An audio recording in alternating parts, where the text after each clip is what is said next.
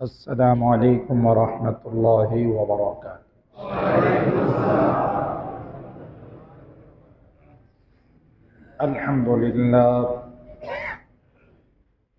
الحمد لله وكفى وسلام على عباده الذين اصطفى. أما بعد فقد قال الله تبارك وتعالى في كلامه المجيد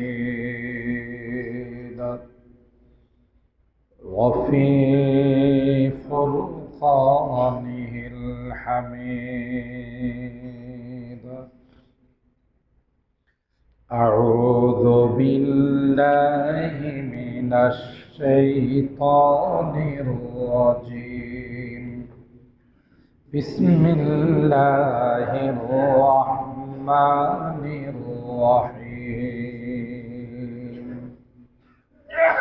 يا أيها الذين آمنوا اتقوا الله وكونوا مع الصادقين. وقال النبي صلى الله عليه وسلم: الوحدة خير من جليس السوء والجليس الصالح خير من الوحدة، أو كما قال عليه الصلاة والسلام. بارك الله لنا ولكم في القرآن العظيم، ونفعنا وإياكم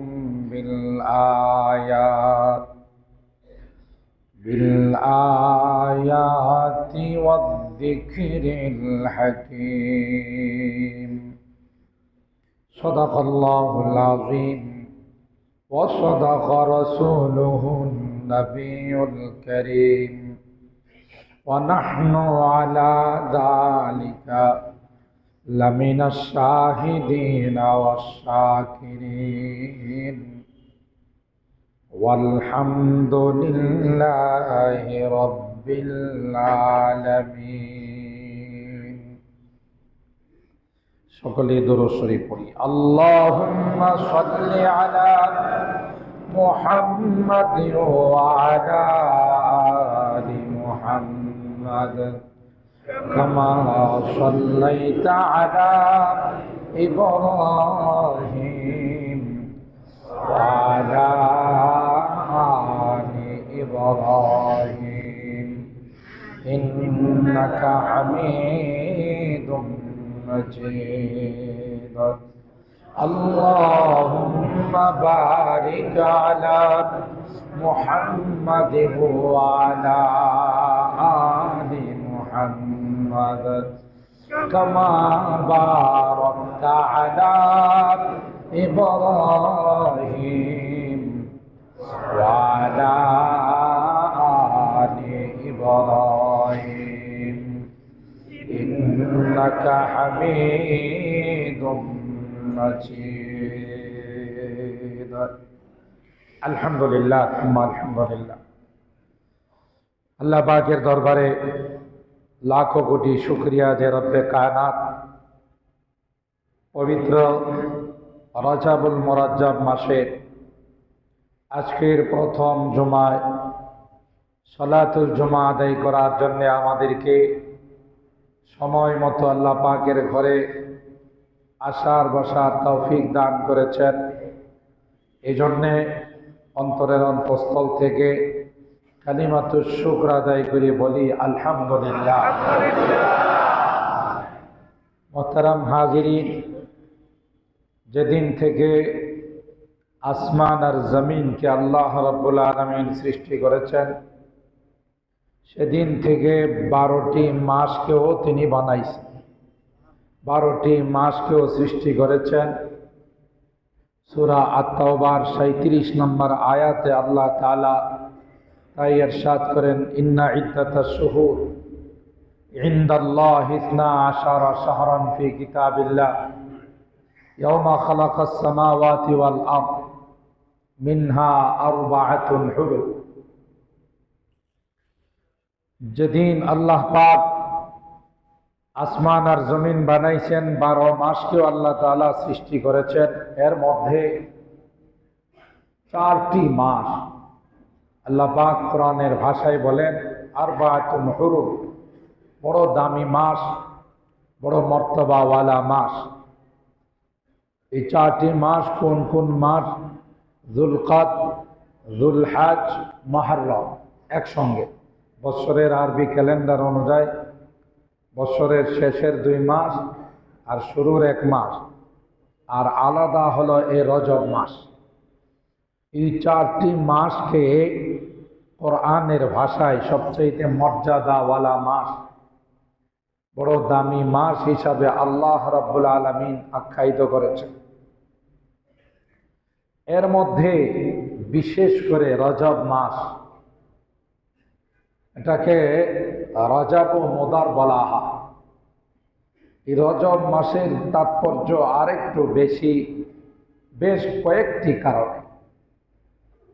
1 নম্বর হলো রজব মাস প্রবেশ করার সাথে সাথে আল্লাহর হাবিব উম্মতকে একটি বরকতময় দোয়া শিখাইছেন যে যখন রজব মাস প্রবেশ করবে, রজব মাসের সূচনা হবে, হে আমার উম্মতেরা, তোমরা বেশি বেশি এই দোয়া পড়বা।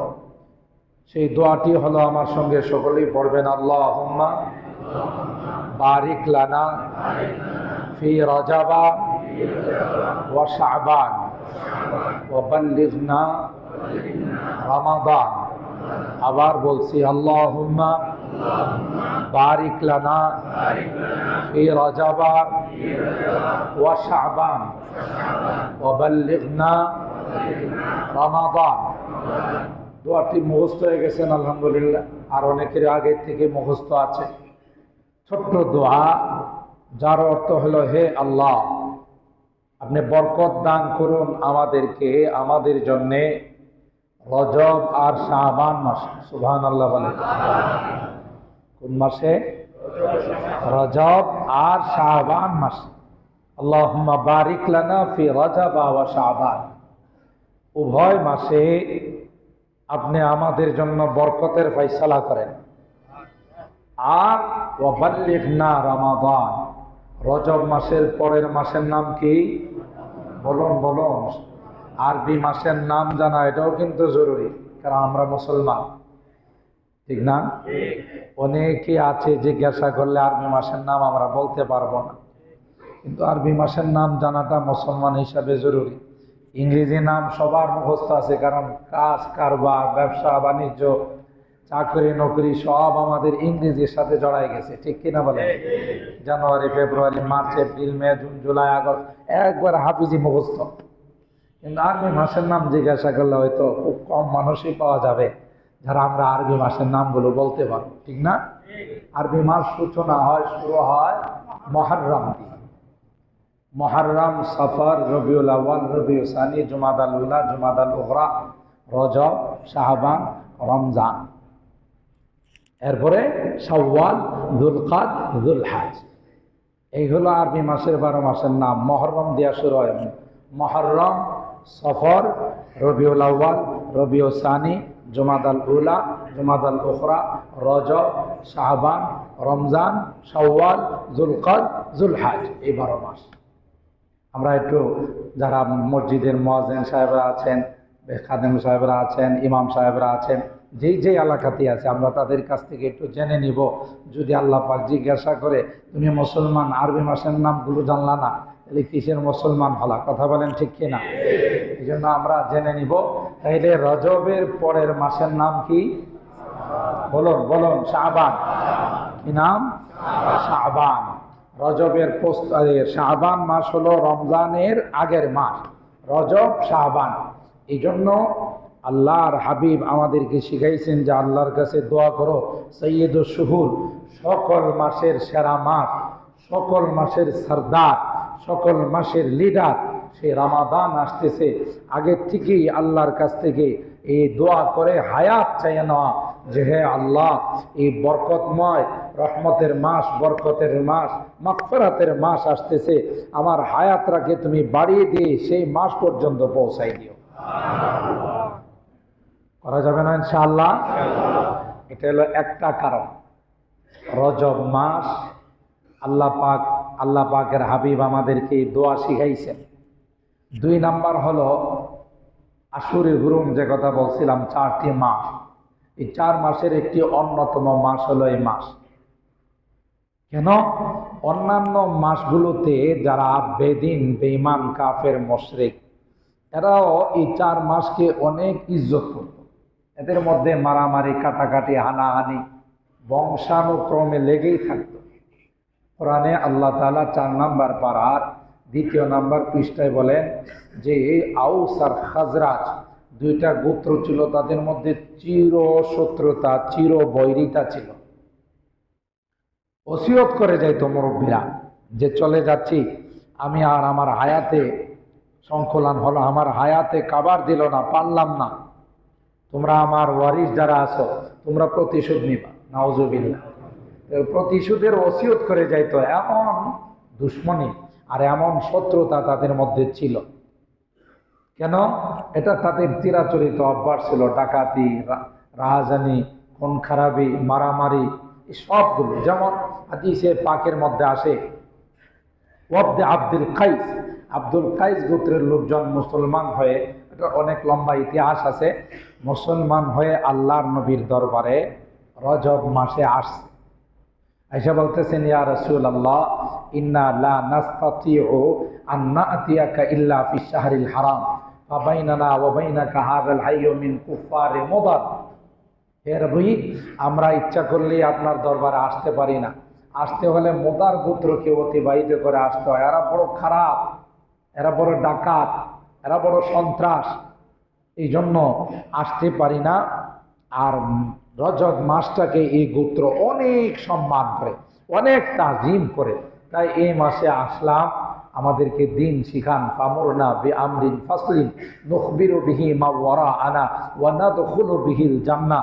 আমাদেরকে এমন কিছু জিনিস আপনি শিক্ষা দেন যার উপর আমল করে আমরাও জান্নাতে যাব, যারা আসে নাই তাদেরকে নিয়ে জান্নাতে যাব। সুবহানাল্লাহ। এই জন্য রজব মাসের সাথে লাগানো হয় রাজাব ও মুদার। তারা যেহেতু বেপানা তাজিম করত, এই জন্য এই গোত্রের নাম তার সাথে লাগানো হয় রাজাব ও মুদার। তাইলে এই যে আইয়ামে জাহিলিয়তের মধ্যে এরা এই মাসগুলোকে অনেক তাজিম করত, সম্মান করত। তো এরা যদি ইজ্জত করতে পারে, আমাদের কি করা লাগবে না? এরা তো ইমানদার ছিল না, এরা ছিল বেঈমান। তাদের মধ্যে আল্লাহর ভয় ছিল না, তাদের মধ্যে পরকালের ভয় ছিল না। এই জন্য আল্লাহ পাক বলেন, আলা তাজলিমু ফিহিন্না আনফুসাকুম, 12 মাসের মধ্যে তো গুনাহ করবাই না, বিশেষ করে এই মাসগুলোতে গুনার ধারে কাছেও যাবে না। আলা তাজলিমু ফিহিন্না আনফুসাকুম, নিজের উপরে জুলুম করা মানে হলো গুনাহ করা। ওমা যালামুনা ওয়ালাকিন কানু আনফুসাহুম ইয়াজলিমুন। সেই হিসাবে রজব মাসের তাজিম করা আমাদের জন্য জরুরি। কি বলেন, ঠিক কিনা? 3 নাম্বার কারণ, রাসূল আকরাম সাল্লাল্লাহু তাআলা আলাইহি ওয়াসাল্লামকে আল্লাহ পাক স্বপ্ন যুগে কোন কোন রিওয়ায়াত বর্ণনা অনুযায়ী 31 বার, কোন বর্ণনা অনুযায়ী 23 বার স্বপ্ন যুগে আল্লাহ তাআলা মেরাজ করাইছেন। সুবহানাল্লাহ। কতবার? 23 বা 31 বার। বর্ণনার মধ্যে বিভিন্ন রকমের মতামত আছে। স্বপ্ন যুগে আল্লাহর হাবিবের মেরাজ হয়েছিল, কিন্তু একবার সশরীরে বাইতুল্লাহ থেকে বাইতুল মুকাদ্দাস থেকে প্রথম, দ্বিতীয়, তৃতীয়, চতুর্থ, পঞ্চম, ষষ্ঠ, সপ্তম আসমান সহ জান্নাত, জাহান্নাম, আরশ, কুরসি, লৌহ, কলম সব কিছু আল্লাহ ভ্রমণ করায়া অল্প সময়ের মধ্যে আবার মক্কা ফেরত পাঠাইছেন। এটাকে বলা হয় মেরাজ। এই মেরাজ হয়েছিল পবিত্র রজব মাসে। কোন মাসে? রজবুল মুরাজ্জাম মাসের তারিখ নিয়ে দ্বিমত আছে। অধিকাংশ বর্ণনা অনুযায়ী রজব মাসের 27 তারিখ। আল্লাহর হাবিবের একটা জীবন্ত মুজিজা, অন্যতম মুজিজা ছিল মেরাজ, যে মেরাজ আর কোনো নবীর পক্ষে জুটে নাই শর্ট টাইমের মধ্যে। এই মেরাজের দুই পার্ট আছে, এগুলো নিয়ে বিস্তারিত আলোচনা আমরা পরের জমাগুলোতে শুনবো ইনশাআল্লাহ। একটা হলো ইসরা, আরটা হলো মেরাজ। সূরা বনী ইসরাঈলের শুরুতে বাইতুল্লাহ থেকে বাইতুল মুকাদ্দাস যে আল্লাহ নিয়ে গেছেন হাতিমে কাবা থেকে, এটার আলোচনা আছে। সুবহানাল্লাযী আসরা বিআবদিহি লাইলাম মিনাল মাসজিদিল হারাম ইলাল মাসজিদিল আকসা সুম্মা মিনহু ইলাস সামাওয়াতিল উলা। ওখান থেকে এরপরে বাকি যে ভ্রমণটা, এটার আলোচনা সহিহ হাদিসের দ্বারা, প্রসিদ্ধ হাদিসের দ্বারা তার আলোচনা বর্ণিত আছে। এই জন্য মেরাজকে যদি কেউ অস্বীকার করে, ইসরাকে যদি কেউ অস্বীকার করে, তাইলে তার ঈমান থাকবে না। ঠিক কিনা বলে? এটা ছিল যে আল্লাহর হাবিব যত রকমের খবর আমাদেরকে দিয়েছেন, সত্য না মিথ্যা? জোরে বলেন।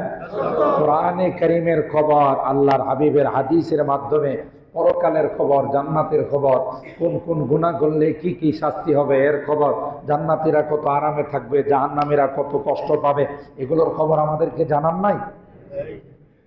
সব তো আমরা না দেখে বিশ্বাস করছি। কবরে শাস্তি হবে, শান্তি হবে, নেককার হলে শান্তি আর বদকার হলে শাস্তি। এই যে সকল বাদাল মউত, মৃত্যুর পরে আল্লাহ পাক পুনরুত্থান, আবার জিন্দা করবেন, যাবতীয় বিষয়গুলো আল্লাহর হাবিব আমাদেরকে জানাইছেন আল্লাহ পাকের ওহীর মাধ্যমে, আর আমরাও সেগুলো না দেখে বিশ্বাস। ইউমিনুনা বিল গায়ব, সূরা আল বাকারার শুরুতে ইমানদার মুত্তাকি যারা হবে তাদের কোয়ালিটি, তাদের বৈশিষ্ট্য বর্ণনা করতে গিয়ে আল্লাহ বলেন হুদাল লিল মুত্তাকিন আল্লাযীনা ইউমিনুনা বিল গায়ব। আরে ইমানদার তো তারা যারা না দেখে বিশ্বাস করে। ঠিক কিনা বলেন? একদল আছে যা দেখি না তা মানি না, যা দেখি না। যদি এটাই হয় তাহলে তাদেরকে বলতে হবে তোমার মা বাবার মিলনের মাধ্যমে যে তুমি দুনিয়াতে আসছো, এটা কি তুমি দেখছো? কথা কয় না? এটা কে দেখছে? যেহেতু যা দেখি না তা মানি না, তাহলে তোমার মা বাবার মাধ্যমে মিলনের মাধ্যমে আসো নাই, অন্য কোনো পদ্ধতিতে আসছো, তাহলে তুমি আরামজাদা। কথা কি ঠিক বললাম? হ্যাঁ, তার কথা যদি তাই হয়, যা দেখি না তা মানি না, মা বাবার মিলনের মাধ্যমে যে আল্লাহ তোমাকে বানাইছেন এটা কি তুমি দেখছো? তাহলে তুমি মানো না। না মানলে কি হবে? তুমি মা বাবার সন্তান না, অন্য কোনো পদ্ধতিতে আসছো। কথা বলেন ঠিক কিনা? পিঠ যা আছে সরাসরি আপনি দেখেন? কথা বলে না। আমার আপনার পিঠ আমি কি সরাসরি দেখি? আয়নার মাধ্যমে দুই আয়না লাগা, তারপরে সবটা দেখা যায় না। তাহলে বলতে হবে যা দেখি না তা মানি না, পিঠ কাইটা ভালো। কিন্তু এটা দেখো না, এটা মানি না, পিঠ নাই। এগুলো হলো সব শয়তানি কথাবার্তা। কথা বলেন ঠিক কিনা? ওই আউল বাউলের কথাবার্তা। আউল বাউল আছে না, ফাউল ফাউল, এগুলোর কথাবার্তা। এগুলো মানুষকে বেঈমান করার জন্য, মানুষকে ঈমান হারা করার জন্য।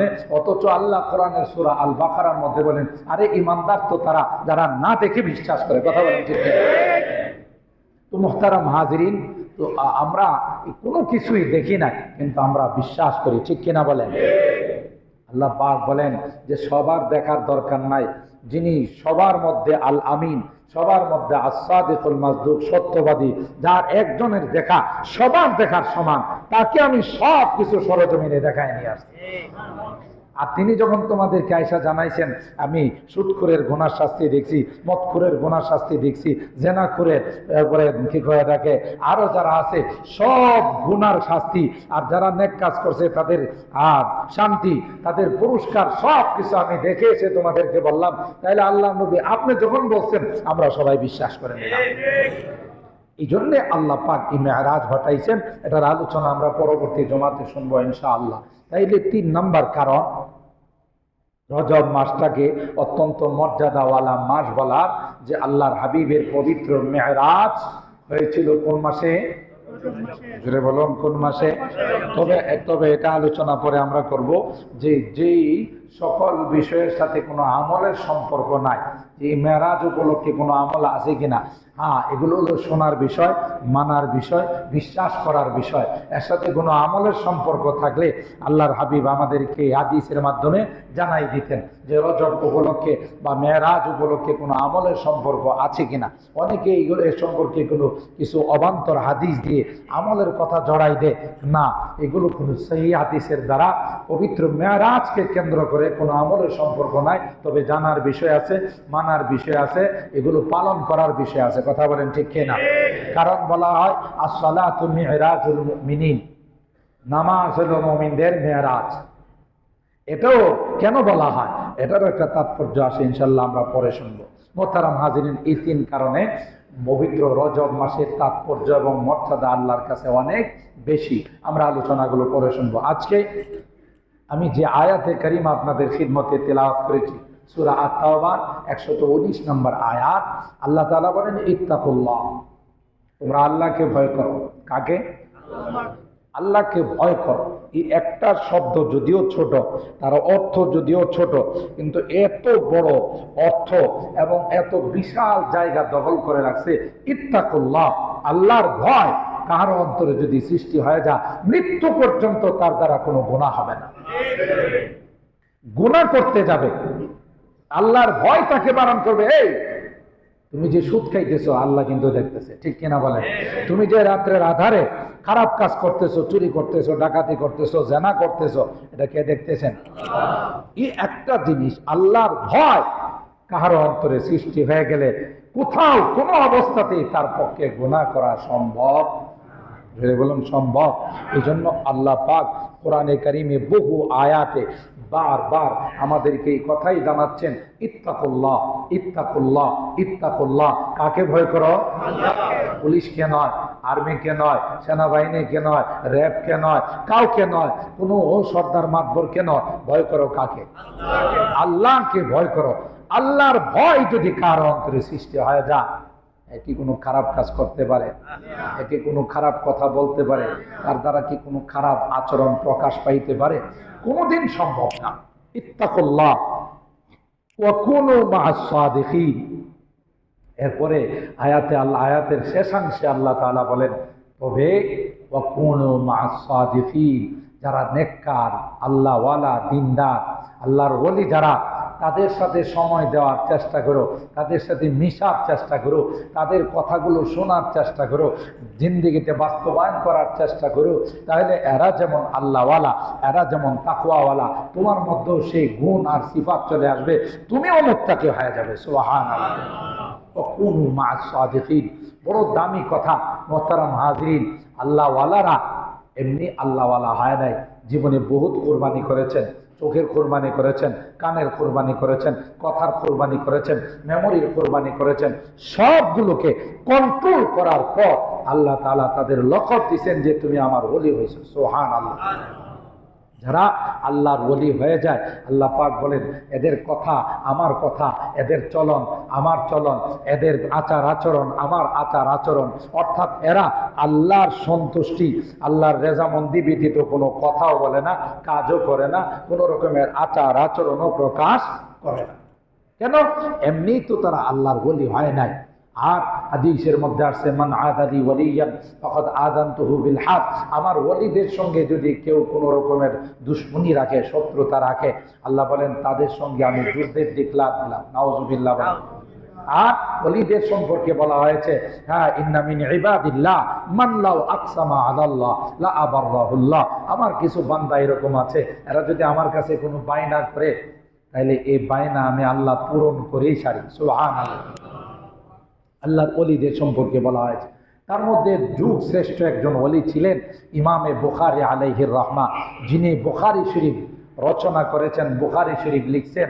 বলা হয় আসাহুল কিতাব বাদা কিতাবিল্লাহ, আসাহুল কুতুব বাদা কিতাবিল্লাহ আস-সাহিহুল ইমাম বুখারী। পৃথিবীর মধ্যে কোরআনে কারীমের পরে যে কিতাবের মর্যাদা সবচাইতে বেশি, সেই কিতাবের নাম হলো বুখারী শরীফ। কি নাম?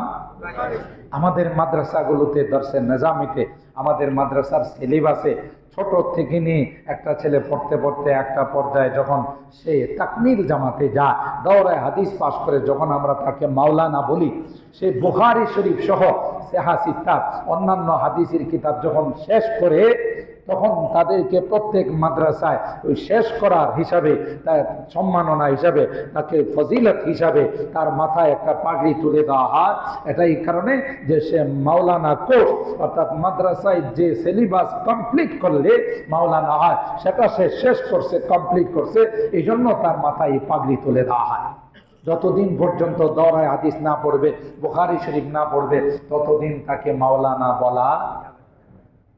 এই কিতাব আসাহুল কুতুব বাদা কিতাবিল্লাহ আস-সাহিহুল ইমাম বুখারী, যিনি এই কিতাব লিখেছেন, সুবহানাল্লাহ, কোন বর্ণনায় আছে 6 লক্ষ হাদিস থেকে বাছাই করে মাত্র 4000 কিছু হাদিস তিনি লিপিবদ্ধ করেছেন। সুবহানাল্লাহ। তাহলে কি পরিমাণ হাদিস নিয়ে রিসার্চ করছেন, স্টাডি করছেন।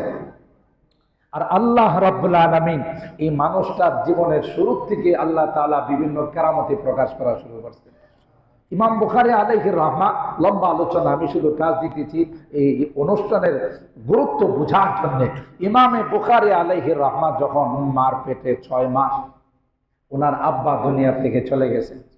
ইন্না লিল্লাহি ওয়া ইন্না ইলাইহি রাজিউন। কয় মাস?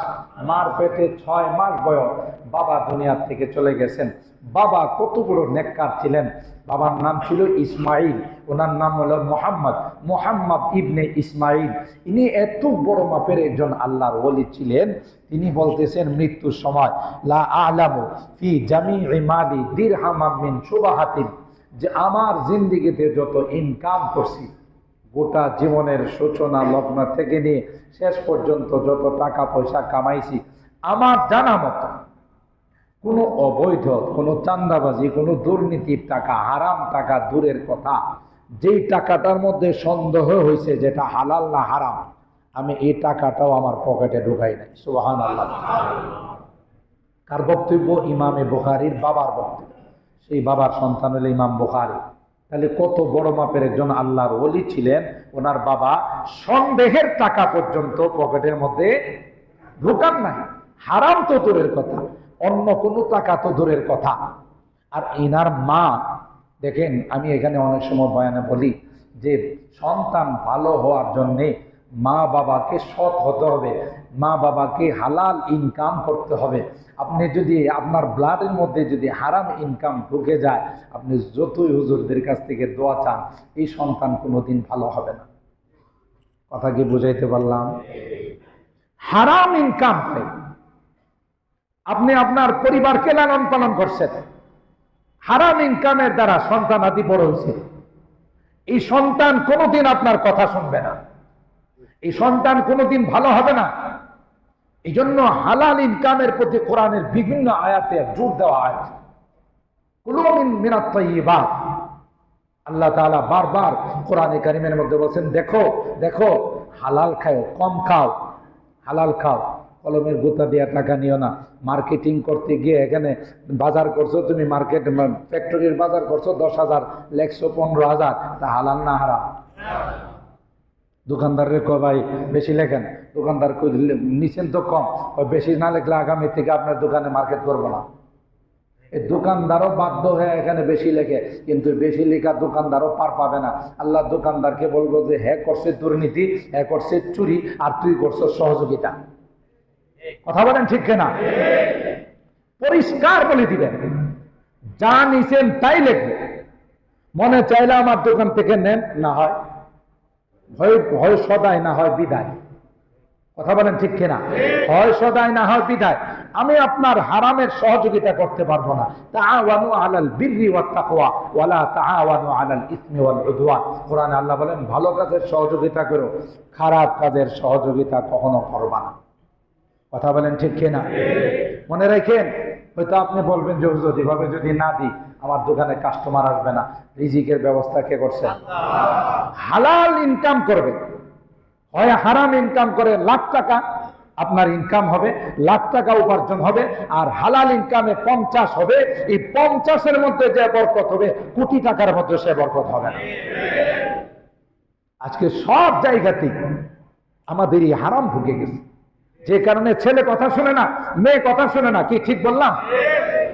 ছোট ছোট ছেলেগুলো কেবল ক্লাস 5-এ পড়ে, নেশা করে, সিগারেট খায়, ইয়াবা খায়। কথা বলেন ঠিক কিনা? মেয়ে মার কথা শুনে না, বাবার কথা শুনে না, যার তার সাথে সারা রাত কথা বলে, তার সাথে সম্পর্ক করে করে আপনার বংশের মধ্যে চুনকালি লাগায়।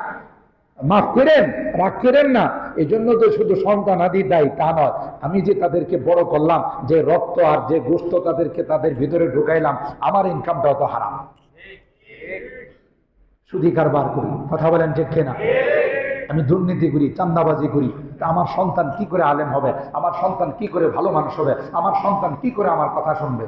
এই জন্য এই ইমাম বুখারী আলাইহির রাহমাত এই ঘটনার থেকে আমাদের বুঝতে হবে যে আমিরুল মুমিনিন ফিল হাদিস, এত বড় জেহেন জাকাওয়াতের মালিক, 6 লক্ষ হাদিস যিনি মুখস্থ করে ফেলছিল, সুবহানাল্লাহ। আর এই আল্লাহর ওলি, ছোট কাল থেকে আল্লাহ তাআলা তাকে ওলি হিসাবে প্রকাশ করেছেন। ইমাম বুখারী আলাইহির রহমার বাবা মারা যাওয়ার পর ওসিয়ত করে গেছে, ছেলেটাকে আলেম বানাইবা, হাফেজে কোরআন বানাইবা, এটা আমার ওসিয়ত। হ্যাঁ, যদি ছেলে সন্তান হয়।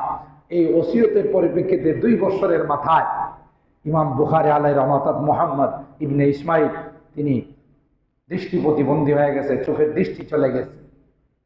মা পড়ে গেছে বড় বিপদ, আহা বাবা নাই, আমি মেয়ে মানুষ, ছেলেটাকে নিয়ে কোথায় যাব? বিভিন্ন চক্ষু বিশেষজ্ঞ ডাক্তারদের কাছে গেছে। ডাক্তাররা কই, যেই চোখ চলে যায় এটাকে ফেরত আনার কোনো মেডিসিন, কথা বলেন, হাত কমে গেছে, সানি অপারেশন করা যায়, আরো গ্লুকোমা অপারেশন করা যায়, ইত্যাদি এগুলো করা যায়, কিন্তু যা চলে গেছে এটা ফেরত দেওয়ার মতো কোনো মেডিসিন, এটা অপারেশন করে ফিরানোর মতো কোনো উপায় নাই। তিনি নিরাশ হয়ে, আহা এতিম ছেলেটা, আমি মেয়ে মানুষ, কোথায় যাব, কার কাছে যাব? একটা পর্যায়ে ডাক্তাররা বলে দিল, আপনি ডাক্তারদের কাছে দৌড়াদৌড়ি করে সময় নষ্ট করেন না, কষ্ট পায়েন না, দেখেন মালিকের কাছ থেকে ফেরত নিয়ে আসতে পারেন কিনা। সুবহানাল্লাহ।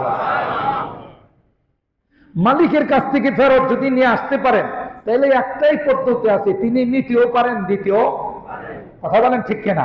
তিনি নিতেও পারেন, তিনি দিতেও পারেন। আরে রিসেন্টলি ঘটনা, কয়েক বছর আগের ঘটনা, এই যে নাইরুত থেকে একজন আসছে, অন্ধ মানুষ, আল্লাহর ঘরখানায় কাবা জিয়ারত করতেছে, আর চিল্লায় চিল্লায় বলতেছে, মালিক রে, আমি আসছি এত দূর থেকে, এত কষ্ট করে তোমার ঘর দেখার জন্য, আর তুমি আমার দৃষ্টি শক্তিটা নিয়ে দিছো, আমার দৃষ্টি শক্তি ফিরাই দাও, আমি একটা বার তোমার ঘরটাকে দেখবো। আল্লাহু আকবার। মিডিয়াতে আসে, সাথে সাথে আল্লাহ তাআলা তার চোখ খুলে দিলেন। সুবহানাল্লাহ। দেওয়ার ক্ষমতা আল্লাহর আছে না নাই? নিতেও পারেন, দিতেও পারেন। ইমামে বুখারীর মা তাহাজ্জুদের নামাজ পড়ে আল্লাহর কাছে বলছেন, আল্লাহ আল্লাহ, সন্তানটার বাবা নাই, এতিম সন্তান, আমি তার মা, বাবার ওসিয়ত ছিল এই সন্তানটাকে আলেম বানানোর জন্য, কি করে সে লেখাপড়া করবে, কোরআন পড়বে কি করে, কি করে সে কিতাব পড়বে, সে আলেম হবে কি করে? আমি মা হয়ে তোমার কাছে ভিক্ষা চাই, আমার এই সন্তানটার দৃষ্টি শক্তিটাকে তুমি ভিক্ষা দাও। মা যখন চোখের পানি ফেলে দিয়ে আল্লাহর কাছে কান্না করছে, আল্লাহু আকবার, কিতাবের মধ্যে আসে মা একটু চোখ লাগছে, নামাজ পড়ে দোয়া করে তাহাজ্জুদের সময় আল্লাহর কাছে ঘুমাই গেছে, ঘুমের ঘরে হযরত ইব্রাহিম খলিলুল্লাহকে তিনি স্বপ্ন দেখেন। সুবহানাল্লাহ। ইব্রাহিম খলিলুল্লাহ ইমামে বুখারীর মাকে বলতেছেন, ইন্নাল্লাহা রাদ্দা আলা ইবনিকি বাসারা, এই বুখারীর মা, তোমার দোয়া আল্লাহর কাছে কবুল হয়ে গেছে। সুবহানাল্লাহ। আল্লাহ তোমার সন্তানের দৃষ্টি শক্তি ফিরাই দিয়েছে। সুবহানাল্লাহ। বলেন তো দেখি, মা কি সাধারণ মা? যে মা হাত তুলে দোয়া কি হয়ে যায়? যে মা আল্লাহর কাছ থেকে দোয়া করে চোখ ফিরাই নিয়ে আসছে, তাহলে মাও কত বড় দিনদার, মা কত বড় আল্লাহ ওয়ালি। এমন মা আর এমন বাবার সন্তান হলে ইমাম বুখারী আলাইহির রাহমাত তার জীবনী নিয়ে আলোচনা করলে তাক লাগা থাকবেন যে আল্লাহ এমন চমক তার জীবনের মধ্যে দিয়েছেন, এত বড় মাপের আল্লাহর ওলি ছিলেন। আমি মাঝখান দিয়ে কাটাপ করে সামনে যাচ্ছি যে ইমামে বুখারী আলাইহির রাহমাত বড় হয়ে আল্লাহ তাআলা তাকে বললেন যে তুমি বিশুদ্ধ হাদিসের একখানা কিতাব তুমি রচনা করো। এটাও আল্লাহর হাবিব তাকে স্বপ্ন দেখাইছেন। সুবহানাল্লাহ। এই স্বপ্নের মাধ্যমে তিনি বহু সময় লাগায়া এক একটা হাদিস লেখার পূর্বে তিনি গোসল করছেন, 2 রাকাত নামাজ পড়ছেন, আল্লাহর কাছে দোয়া করছেন, আল্লাহ আমি যে হাদিসটা বুখারী শরীফে ঢুকাবো এটা সঠিক না বেঠিক, তুমি আমার এটা ফাইসালা করে দাও। ইস্তিখারা করে আল্লাহর কাছ থেকে সিদ্ধান্ত নিয়ে এক একটা হাদিস লিখছেন। সুবহানাল্লাহ। তাহলে এই কিতাবের মর্যাদা বেশি হবে না কম হবে? এই জন্য গোটা বিশ্বের সকল উলামায়ে কেরাম একমত যে কোরআনে কারীমের পরে পৃথিবীর মধ্যে সবচেয়ে বিশুদ্ধ কিতাব, সবচেয়ে বরকতি কিতাব হলো বুখারী শরীফ। সুবহানাল্লাহ। ইমামে বুখারী আলাইহির রহমাত এই কিতাব পৃথিবীর ইতিহাস বলে যত রকমের কঠিন বিষয়ে এই আকীদার বিশ্বাস নেই, এই কিতাব খতম করে যারা দোয়া করছে আল্লাহ কাহারও দোয়া ফেরত দেয় নাই। সুবহানাল্লাহ। কাহারও দোয়া ফেরত দেয় নাই। যে এত বড় কার্যকরী এই দোয়া। আর বুখারী শরীফ 30 পারা, কোরআনে কারীম 30 পারা। কোরআনে কারীমের পারাগুলো হলো 20 পৃষ্ঠা 10 পাতা, আর বুখারী শরীফের পারাগুলো অনেক লম্বা লম্বা, কোনোটা এরকম 40 পৃষ্ঠা, কোনোটা 50 পৃষ্ঠা, কোনোটা 60 পৃষ্ঠা। এক একটা পৃষ্ঠা পড়তে যারা ভালো পড়তে পারে তাদের 10 মিনিট লাগে।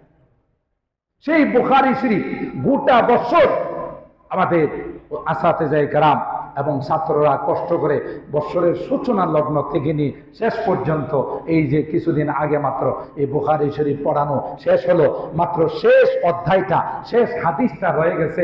এটা আপনাদেরকে নিয়ে, সকলকে নিয়ে খতম করার জন্য, যেহেতু অত্যন্ত বরকতময় একটি কিতাব। আরে জীবনে কত দোয়া করছি, দোয়া আল্লাহ কবুল করেন নাই।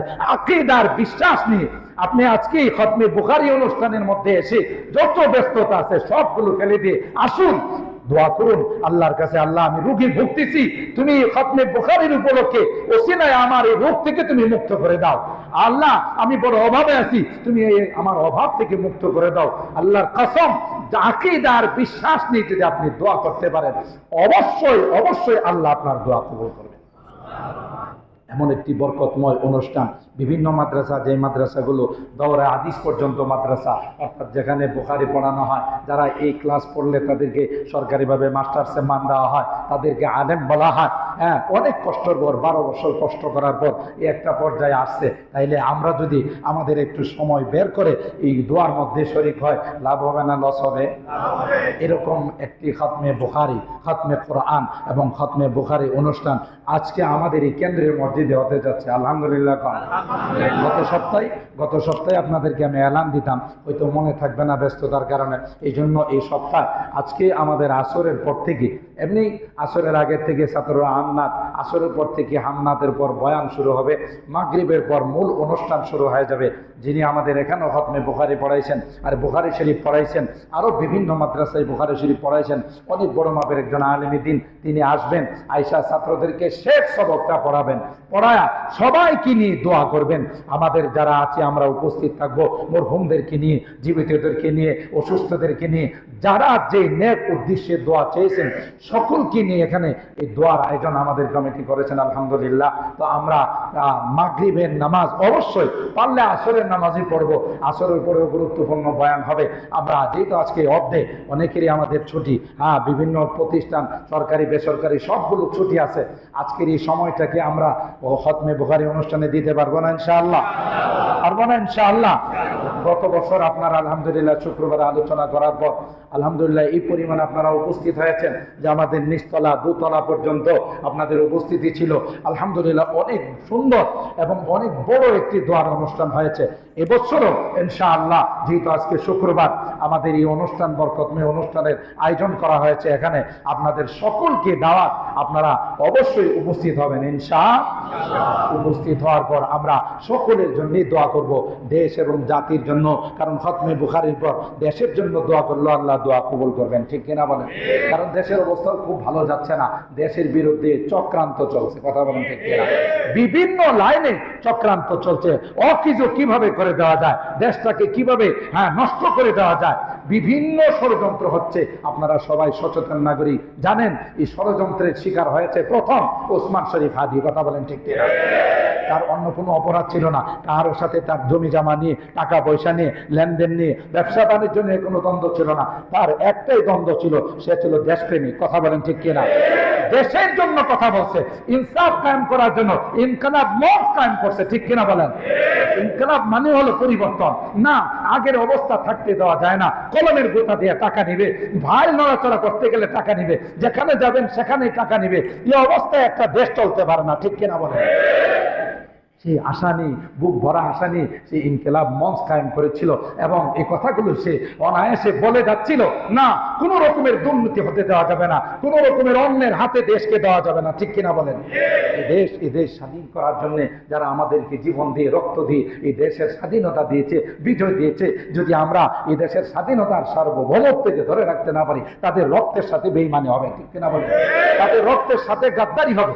এটাই ছিল তার মিশন। সে সহ তার যারা সেনাবাহিনী ছিল, তার সৈনিক যারা ছিল, তাদেরকে নিয়ে এই মিশনের দিকে সে অগ্রসর হচ্ছিল। যারা দেশ নিয়ে ষড়যন্ত্রে লিপ্ত আছে তারা প্রথম টার্গেট করছে হাদিকে, কথা বলেন ঠিক? এরপরেও যে এই টার্গেটের মধ্যে আরো নাই তার কোনো নিশ্চয়তা আছে? আরো অনেক আছে। তাহলে বুঝে গেল আমাদের প্রিয় মাতৃভূমি এই দেশ, আমাদের এই দেশের বাসিন্দা আমরা, এই দেশের নাগরিক আমরা। আর ইসলামও বলে হুব্বুল ওয়াতান মিনাল ঈমান, দেশ প্রেম, দেশ ভালোবাসা এটা ঈমানের একটা অঙ্গ, কথা বলেন ঠিক কিনা? সুতরাং দেশের জন্য আল্লাহর কাছে দোয়া করতে হবে। দেশের জন্য কেউ অরাজকতা সৃষ্টি করে, বিশৃঙ্খলা সৃষ্টি করে, অশান্তি সৃষ্টি করে, ত্রাস সৃষ্টি করে, দেশের সার্বভৌমত্ব যেন নষ্ট করতে না পারে, স্বাধীনতা যেন নষ্ট করতে না পারে। যেহেতু আমরা এই দেশের নাগরিক, এই দেশের প্রেম আর ভালোবাসা আমাদের অন্তরে আছে, সেই জন্য দেশের জন্য আমরা সকলে দোয়া করব। আজকের এই বরকতময় খতমে কোরআন এবং খতমে বুখারীর অনুষ্ঠানে ইনশাআল্লাহ আসবো তো ইনশাআল্লাহ আমরা। আমি হাত তুলে ওয়াদা করলাম না, কারণ কারো বিশেষ প্রয়োজনও থাকতে পারে। এই জন্য সবাই আমরা চেষ্টা করব, যত ব্যস্ততেই থাকো, অন্তত পক্ষে মাগরিব থেকে আসা পর্যন্ত এই সময়টা আমরা এখানে দেব ইনশাআল্লাহ। সবাই এসে মাগরিব পড়বেন, যাদের হাতে আরো সময় আছে আপনারা এসে আসর পড়বেন। আসরের পরেও গুরুত্বপূর্ণ বয়ান হবে, মাগরিবের পরেও। শেষ সময় আমরা এশারের আগে ইনশাআল্লাহ খতমে বুখারী এবং দোয়ার অনুষ্ঠান শেষ করে আপনাদেরকে এশার নামাজ জামাতের সাথে পড়ে ইনশাআল্লাহ আমরা বিদায় দিব।